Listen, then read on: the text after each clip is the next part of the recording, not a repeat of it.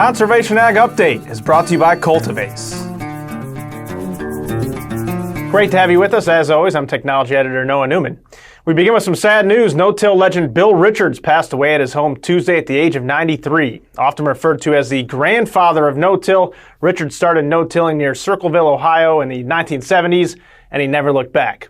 He served as NRCS chief from 1990 to 1993. During his tenure, no-tilled acres in the U.S. increased from about 17 million to more than 42 million acres.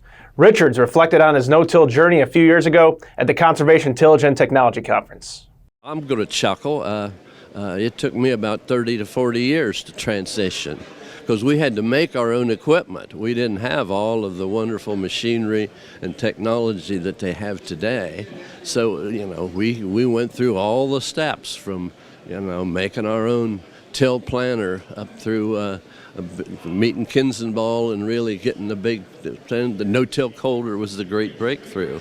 So, no-till is the opportunity for agriculture to really deliver the conservation benefits that are needed, and more importantly, to improve soil quality, improve productivity, and all the things that go with what we've learned from no-till.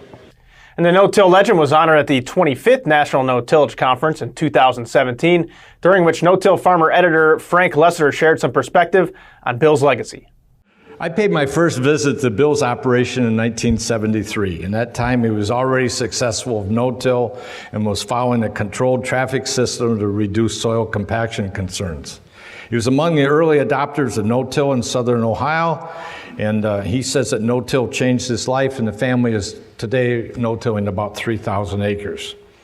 Bill saw the value of running wider equipment in order to run tires and permanent wheel tracks very early. In 1973, when I visited, they were running 60-foot wide planters to no-till 31 rows of 20-inch corn in the days when most growers thought that narrower rows meant a 30-inch spacing. His contributions to the no-till movement started on a home farm, but he later had a tremendous impact while serving in Washington, D.C. as chief of the Soil Conservation Service. And in that position, he convinced many government officials and farmers across the country that no-till was here to stay and could make the environment better for us. Well said, Frank. We have much more on Bill's legendary career on no-tillfarmer.com. Right now, let's send it over to McCain Vogel for today's Cover Crop Connection. Thanks, Noah. Well, earlier this week, we paid another visit to this year's Conservation Ag Operator Fellow, Ray McCormick, in Vincennes, Indiana. And one thing about Ray is that even when it's the off-season, he's still thinking ahead for next season and doing what he can with cover crops to improve his corn crop for next year. Let's take a look at one of his fields. Good morning. We're here in southern Indiana, and this is where my grandfather lived and had a farm. And this is what we do for conservation. We have unharvested soybeans, so there should be a covey of quail right over here. So we leave some unharvested soybeans for the birds. There's a few birds in there right now. And then we have cover crop, and this is our annual ryegrass with balansa clover and crimson clover. And you can see we put this on with our platform, and we've got a beautiful stand there. And then along Muddy Run, which is not muddy anymore, is our native prairie grass planting. So that's our conservation buffer along the stream, unharvested soybeans for the birds, and then our cover crop to take care of the soil and grow us a big corn crop next year. Well, very cool to see all those birds and other wildlife out in his field helping to improve the soil health. And be sure to catch the final installment of the Conservation Ag Operator Fellowship to learn how Ray's harvest season wrapped up. You can find that article in the upcoming February issue of No-Till Farmer's Conservation Tillage Guide. Well, that's all for this week. Until next time, I'm McCain Vogel. Back to you, Noah. Thanks, McCain. Time now for a good old-fashioned farmer feature. Let's head out to Lewiston, Minnesota to catch up with longtime no-tiller Luke Miller. We joined him in the cab as he harvested Triticale in early June. Miller grows feed for his 700 cows, and he has a pretty unique rotation. Luke, tell us about it. One thing that we're doing that's unique is we're kind of triple or double cropping. Our rotation is corn silage, seeded triticale right following corn silage, harvest the triticale in spring, and then double plant 2 beans. After the corn silage harvest, we come in with a Great Plains drill at 7.5-inch spacing. We seed 100 pounds of triticale per acre, And then after the crop is harvested in the spring, we come through and no-till our soybeans in 15-inch rows with a Kinsey planter. This is just something that we've been experiencing. The last couple of years, the protein content of our Triticale has been down a little bit, probably in the 13% range, when it always used to be in the 16%. So we don't know if that's just because we're getting more tons and it's getting diluted, or if we've been actually shorting it on nitrogen. So this last year, we did a couple checks on planting, or when we seeded, we put down 50 pounds of urea to see if we couldn't get the protein content of the Triticale to increase. We actually just finally got done. This is the last of our Triticale harvest for the year. And so we're just putting it in this bunker here. This is our second bunker. And we're just pushing it in, packing it down, and be covering it with plastic later this afternoon. Moving on, today we're going ahead of the curve with Verdant Robotics. The company showed off its new Sharpshooter at the FIRA Robotics Conference a few weeks ago in California. Dubbed the only robotic precision application system that aims before it shoots, Sharpshooter uses bullseye aim and apply technology. It's capable of spraying targets ranging from the size of a dime to a dinner plate at a range of 120 to 480 shots per second. And as Verdant co-founder Curtis Garner tells us, it can be used for more than just weed control.